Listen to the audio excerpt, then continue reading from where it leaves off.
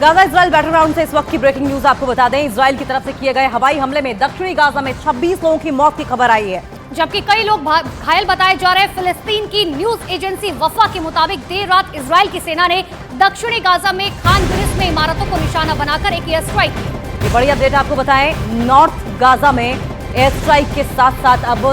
South Gaza को भी लगातार आईडीएफ निशाना बना रही है और जानकारी ये मिल रही है कि दक्षिणी गाजा में 26 लोगों की मौत की खबर है, जबकि कई लोग घायल बताए जा रहे हैं। देखिए, फिलिस्तीन की जो न्यूज एजेंसी है उसने इस बात की जानकारी दी है कि देर रात इजराइल की सेना ने दक्षिणी गाजा में खान यूनिस में जो इमारतें हैं उसे निशाना बनाकर एयर स्ट्राइक की, जिसमें कई लोगों की मौत हो गई है, कई लोग इसमें घायल बताए जा रहे हैं। फिलहाल हमले में 26 लोगों की मौत का दावा किया जा रहा है। और आपको बता दें, आईडीएफ की ओर से लगातार पर्चे गिराकर इस बात की चेतावनी दी जा रही थी, लोगों से अपील की जा रही थी कि इलाके को खाली कर दें जल्द से जल्द, क्योंकि आईडीएफ साउथ गाजा में भी बिल्कुल नॉर्थ गाजा की तरह ही अब ग्राउंड ऑपरेशन चलाने वाली है और अटैक भी अब अग्रेसिव होंगे। और उसी का असर कल देर रात देखने को मिला, जब आईडीएफ की ओर से ताबड़तोड़ रॉकेट्स दागे गए, एयर स्ट्राइक की गई और उसके बाद 26 लोगों की मौत की खबर सामने आई।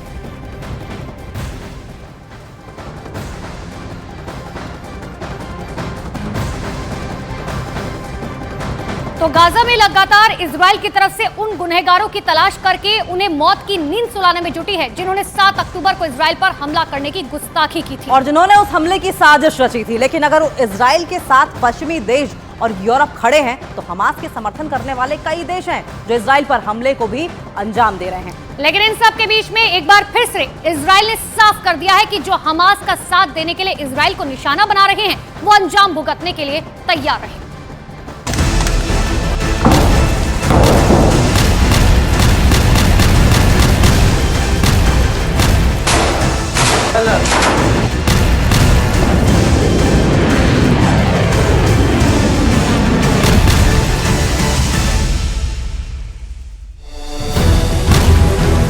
इजराइल और हमास का युद्ध अब सिर्फ इजराइल और हमास का नहीं, बल्कि युद्ध अब पूरे पश्चिम एशिया में फैल चुका है और तमाम ऐसे मुल्क हैं जो इजराइल के खिलाफ खड़े हैं और इजराइल पर हमले भी बोल रहे हैं। लेकिन इजराइल ने हमास का साथ देने वाले देशों को खुलेआम धमकी दे डाली है और बोल दिया है कि जरूरत पड़ी तो पश्चिम एशिया में कहीं भी बम गिर सकता है। इजराइल ने चेतावनी देते हुए यमन का नाम तक ले डाला। ये चेतावनी इजराइल की वायुसेना चीफ ने दी, जिससे पश्चिमी एशिया का माहौल बिगड़ सकता है, क्योंकि 7 अक्टूबर के बाद से ईरान और उसके सहयोगी चरमपंथी संगठन इजराइल और उसके सहयोगी देशों की टेंशन बढ़ा रहे हैं। सीरिया और इराक में तो अमेरिका के सैनिकों पर कई बड़े हमले भी हुए हैं। लेकिन इजराइल की धमकी का मतलब साफ है कि वो केवल गाजा पट्टी तक सीमित नहीं रहेगा, बल्कि उसकी सेना पूरे पश्चिमी एशिया में ईरान और उसके सहयोगी चरमपंथी संगठनों के खिलाफ जंग लड़ने के लिए तैयारी कर चुकी है।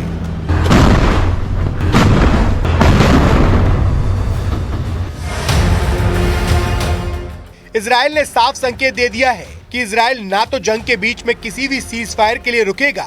और ना ही इस जंग के बाद थमने वाला है। पहले ही इजराइल के प्रधानमंत्री बेंयामिन नेतन्याहू कह चुके हैं कि वो हमास के खात्मे के बाद हिजबुल्लाह के खिलाफ लड़ाई लड़ेंगे। लेकिन अब तो बात इससे भी आगे बढ़ चुकी है। इजराइल कई बार बोल चुका है कि वो हमास के अंत से पहले जंग नहीं रोकेगा और इसलिए गाजा में सीज फायर के मुद्दे पर पेच फंस गया है। इस मुद्दे पर इजराइल और अमेरिका तक में अनबन हो चुकी है, लेकिन इजराइल टस से मस नहीं हुआ। अब तो उसने हमास का साथ देने वालों पर भी बम गिराने की तैयारी कर ली है। ये बयान खुद इजराइल की वायुसेना चीफ ने दिया। उन्होंने पश्चिमी एशिया में हमास का साथ देने वाले देशों को चेतावनी दे डाली। इजराइल की वायुसेना के चीफ ने बयान दिया कि जरूरत पड़ी तो पश्चिमी एशिया में कहीं भी कार्रवाई कर सकते हैं। यमन का तो उन्होंने नाम लेकर धमकी दे डाली कि जरूरत पड़ने पर पूरे पश्चिमी एशिया में कहीं भी बम गिराए जा सकते हैं। साफ है कि इजराइल रुकने वाला नहीं है और इसके लिए वो पूरे पश्चिम एशिया से भी भिड़ सकता है। इजराइल के रुख से लगता है कि वो बड़े युद्ध की तैयारी में भी है। दरअसल इजराइल का मकसद है कि हमास को खत्म करे और हमास को खत्म करने के लिए वो लगातार चेतावनी भी दे रहा है कि अगर उसे किसी ने रोकने की कोशिश की तो परिणाम बड़े हो सकते हैं। इससे पहले हिजबुल्लाह के नेता नसरल्लाह को भी ऐसी धमकी दी गई थी। इजराइल के रक्षा मंत्री ने कह दिया था कि अगर नसरल्लाह ने गुस्ताखी की तो इजराइल बैरूत का हाल भी गाजा जैसा कर देगा। और ऐसी ही चेतावनी इस बार भी दी गई है, क्योंकि इजराइल वहां भी वैसी ही बमबारी कर सकता है जैसी उसने गाजा पट्टी में की। या यूं कहें कि इजराइल ने जता दिया कि हमास के अंत के लिए वो पश्चिमी एशिया को भी जंग में झोंक सकता है और केवल गाजा में ही नहीं बल्कि लेबनान से यमन तक भयंकर जंग छेड़ सकता है। दरअसल 7 अक्टूबर के बाद से पश्चिमी एशिया में इजराइल के खिलाफ ऐसा माहौल बना कि लगने लगा कि ये लड़ाई यहूदी बनाम मुस्लिम हो गई है, क्योंकि इजराइल पर लेबनान, सीरिया और जॉर्डन जैसे मुस्लिम देशों से भी हमले का खतरा मंडराने लगा है। ईरान ने खुलकर धमकी भी दी थी कि अगर गाजा पर हमले नहीं रुके तो इजराइल पर चौतरफा हमले होंगे और जंग के कई मोर्चे खुल जाएंगे। लेकिन इजराइल ईरान की धमकी से डरा नहीं, बल्कि उल्टा गाजा में हमले तेज कर दिए। न अस्पतालों को छोड़ा, न शरणार्थी कैंपों को, स्कूलों और मस्जिदों पर भी बम गिराए और अब तो उत्तरी गाजा के एक बड़े हिस्से पर नियंत्रण का दावा कर रहा है। और अब पश्चिमी एशिया में हमास का साथ देने वालों को चेतावनी दे डाली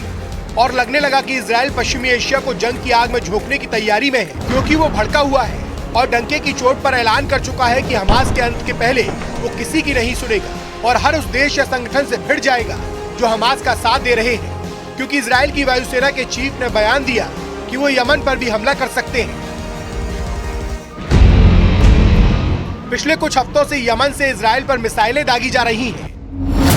उसने दक्षिणी इजराइल के एलर्ट शहर में लड़ाकू ड्रोन भेजने का भी दावा किया था, जिसमें एक ड्रोन तो एलर्ट शहर की एक इमारत से टकरा भी गया था। जिसके बाद इजराइल ने लाल सागर में अपना जंगी जहाज भेज दिया था। उसका एरो 3 मिसाइल डिफेंस सिस्टम भी तैनात कर दिया गया था, जिसका मतलब ये हुआ कि इजराइल लाल सागर की ओर से आने वाले खतरों के लिए सावधान हो गया और अब तो वो यमन पर पलटवार के संकेत दे रहा है, या यूं कहें कि वो हूथी लड़ाकों से लड़ने के लिए तैयारी में है, क्योंकि यमन में सक्रिय हूथी लड़ाकों ने ही इजराइल पर मिसाइल अटैक की जिम्मेदारी ली थी।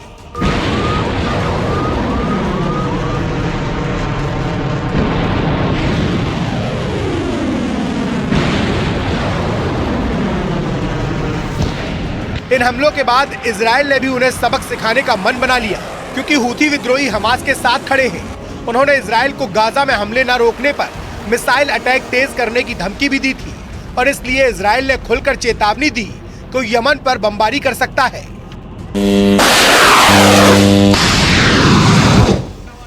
इजराइल को यमन में सक्रिय हूथी विद्रोही गुस्सा दिला रहे हैं और इजराइल भी अपने इरादे जाहिर कर चुका है कि वो हूथी विद्रोहियों को सबक सिखा सकता है, जिसके लिए वो दक्षिणी इजराइल से करीब 2000 किलोमीटर दूर यमन की राजधानी सना तक मिसाइलें भी दाग सकता है और उसके लड़ाकू विमान लाल सागर पार करके यमन की राजधानी सना पर बम भी गिरा सकते हैं। भले ही यमन और इजराइल बॉर्डर शेयर ना करते हो, लेकिन वो लाल सागर के जरिए एक दूसरे से जुड़े हैं, क्योंकि यमन उत्तर में सऊदी अरब और पश्चिम में लाल सागर से घिरा है और अफ्रीका और एशिया को अलग करने वाला लाल सागर अरब सागर में एंट्री का रास्ता खोलता है और हूथी यहीं से इजराइल पर हमले कर रहा है। यहीं पर इजराइल का भी एक छोटा सा कोना लाल सागर से लगता है, जहां इजराइल का एलर्ट शहर बसा है, जिस पर हमास और इजराइल की जंग शुरू होने के बाद यमन के हूथी लड़ाकों ने कई बार मिसाइलें दागी, जिन्हें कभी इजराइल के एरो 3 मिसाइल डिफेंस सिस्टम ने मार गिराया तो कभी लाल सागर में तैनात अमेरिका के जंगी जहाज ने पस्त कर दिया, जिससे इजराइल भड़क गया और उसने यमन का नाम लेकर हूथी विद्रोहियों को चेतावनी दी, या फिर यूं कहे कि इजराइल ने ईरान को बता दिया कि वो ट्रिपल एच से दो हाथ करने के लिए तैयार है, क्योंकि ट्रिपल एच के पहले एच हमास से वो जंग लड़ रहा है, दूसरे एच हिजबुल्लाह के खिलाफ भी जंग का मोर्चा खुलता दिखा और अब इजराइल ने यमन के हूथी विद्रोहियों से भिड़ने की भी तैयारी कर ली है। यानी ट्रिपल एच का तीसरा एच कहे जाने वाले हूथी लड़ाकों से भी जंग का माहौल बनने लगा है। यानी ईरान ने जिन 3 कट्टरपंथी संगठनों की चुनौती इजराइल के सामने खड़ी की थी, इजराइल ने उन चुनौतियों को स्वीकार कर लिया है